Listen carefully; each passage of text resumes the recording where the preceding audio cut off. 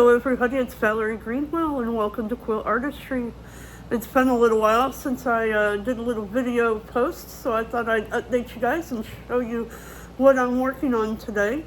As you can see behind me here on the table, I have all of these threads out. I'm still working on my landscape quilt, and honestly this is taking a lot longer than I thought it would, but it's been a while since I've created this kind of a piece, and I just want to make sure that I get it right. So I'm kind of going slow, and I'm only working on it a little bit each day because I really want to think about the colors of thread that I'm putting down on this.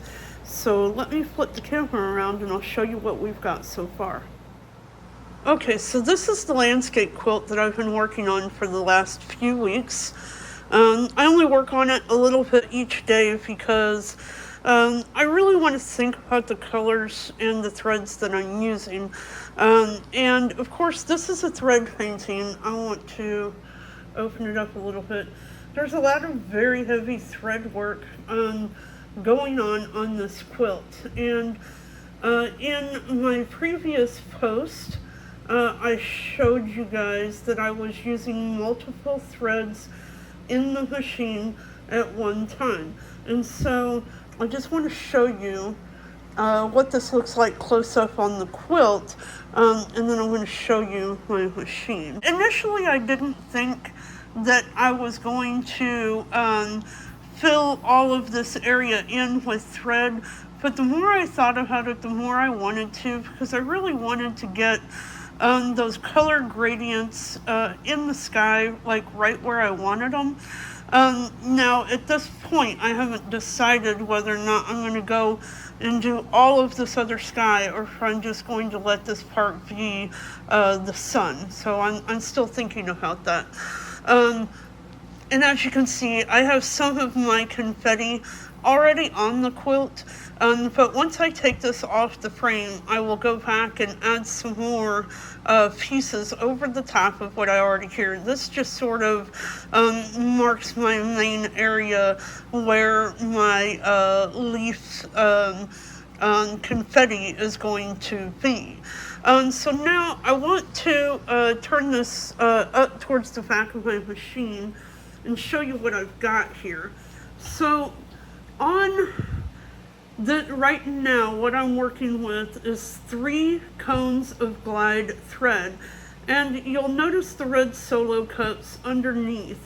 That's because with the glide thread, it's so silky and shiny that it has a tendency to drop off the spool, and one of the problems that I was having is that it would drop off the spool and get caught underneath, and then of course the thread would break and it would make a big mess. So I put the red solo cups underneath it to kind of help catch the thread, and that has eliminated the thread breaks from it getting caught underneath the spool. And all I did was cut the cups off underneath, probably cut about half of it off, and then I just put the red solo cups over my spool pins, and then I put the thread on the spool pin, and this has been very helpful. Now, in a previous post, I shared a little bit more about how I thread the machine, so I'm not going to go through all of that, but I'll tell you just in short, I bring all of my threads together just like they are one thread, and I go through each of my thread guides and thread points with all 3 threads at the exact same time, all of them, and then I bring it through the needle. So now, okay, here we go. So now you can see I have all 3 threads running through this needle at the very same time. And what I want to say about this is that it is very important when you're working with multiple threads, be it 2, 3, or more threads, it is very important that when you get hold of your upper threads, that you have hold of all 3 threads at the exact same time all the time. If you pull just 1 or just 2, it's going to create a problem up here in the check spring, because all 3 threads need to be pulling together or this does not work. So if you need to advance your thread, you hold on to all 3 and you pull them through very slowly. Okay, now I have 3 colors in the upper, and then I have a 4th color that is similar but different in the bobbin thread. This really creates a very nice variety of color when I'm stitching. Let's go back here to the center. You can see when I started stitching the very center here, I had the very light, almost lemon yellows, 3 different colors here. And then I changed and I added in some of my oranges here. And if I continue to go out with these colors, I will gradually change these colors as I go out. And I will continue using 3 threads each time I do this. I want to talk a little bit about the needles that I'm using, because this is also very important. I have 2 different kinds of needles that I use when I'm doing the thread painting.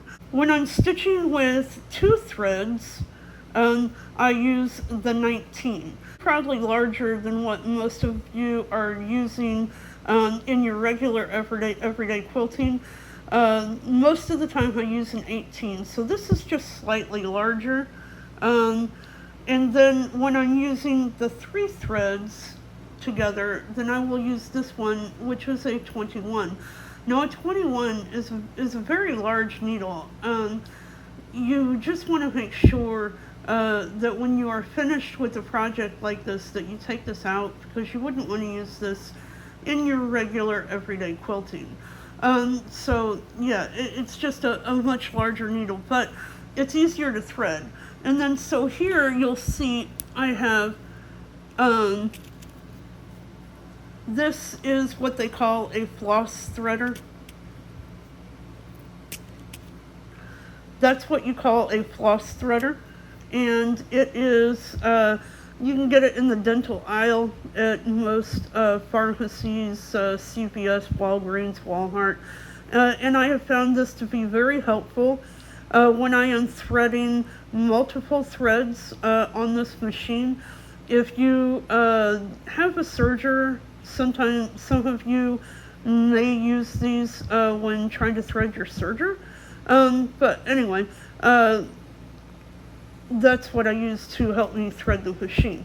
Now, the other thing that I want to say is that depending on where I was in this quilting process of these things, you'll notice that I have used a very large stitch.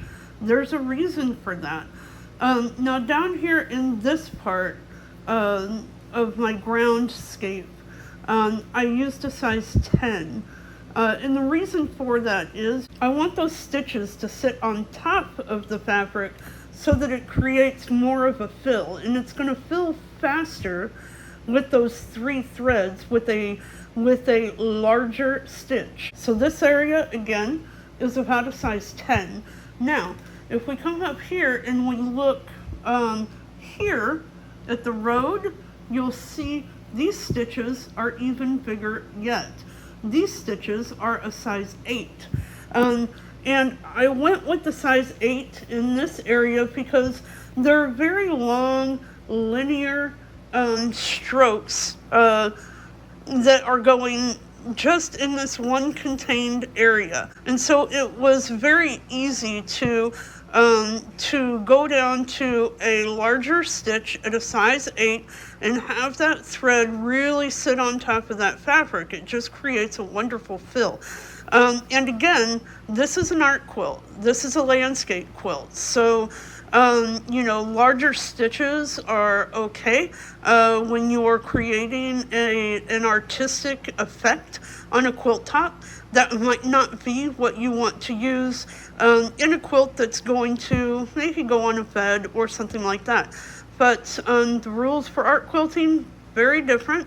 You do what makes it look better. And I personally think that using these larger stitches when you're doing this thread painting is just wonderful. I think it looks great. Now, again, this area up here, when I started doing this area, this also is a size 8 stitch length. Now, when I get into the areas that are perhaps a little tighter, like you'll see it comes together here, and I have a much smaller area, I might go to a 10 or a 12 to fill in this area if I choose to fill that in. And the reason why is because at a size 8, I might not get that downstroke with the needle where I need it to be able to fill between these two areas, and I want to make sure that my needle only falls in the sky area and not on my trees. So as I get down to this area, I'll go down to a little bit of a smaller stitch, and then again, as I'm up in these larger areas, I'll probably do these at a size 8 because that's what I like. And so I still have a few things here to finish up. And again, I'm just not in a big hurry to finish this. This is the first spontaneous art quilt creation that I have made in a while. And I'm just really enjoying the process of getting back to the reason why I came to quilting to begin with. So I will be back maybe in another week or two with hopefully by then I'll have this finished up. But I just wanted to share that with you guys, and if you have any questions about any of this, please feel free to ask. And until then, happy quilting!